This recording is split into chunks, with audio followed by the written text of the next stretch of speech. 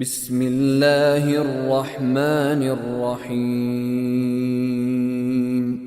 والنازعات غرقا والناشطات نشطا والسابحات سبحا السابقات سبقا المدبرات أمرا يوم ترجف الراجفة تتبعها الرادفة قلوب يومئذ واجفة أبصارها خاشعة يقولون أئنا لمردودون في الحافرة أئذا كنا عظاما نخرة قالوا تلك إذا كرة خاسرة فإنما هي زجرة واحدة فإذا هم بالساهرة هل أتاك حديث موسى إذ ناداه ربه بالوادي المقدس طوى اذهب إلى فرعون إنه طغى فقل هل لك إلى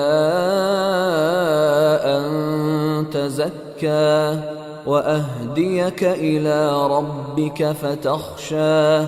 فأراه الآية الكبرى فكذب وعصى ثم أدبر يسعى فحشر فنادى فقال أنا ربكم الأعلى فأخذه الله نكال الآخرة والأولى إن في ذلك لعبرة لمن يخشى أأنتم أشد خلقا أم السماء بناها رفع سمكها فسواها وأغطش ليلها وأخرج ضحاها والأرض بعد ذلك دحاها أخرج منها ماءها ومرعاها والجبال أرساها متاعا لكم ولأنعامكم فإذا جاءت الطامة الكبرى يوم يتذكر الإنسان ما سعى وبرزت الجحيم لمن يرى فأما من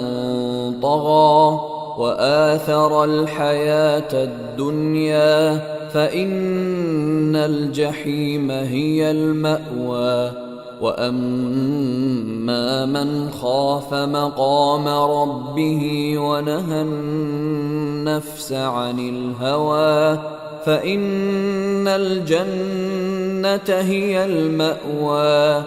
يسألونك عن الساعة أيان مرساها فيم أنت من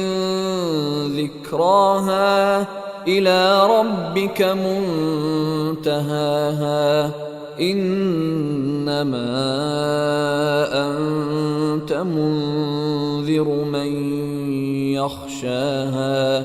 كأنهم يوم يرونها لم يلبثوا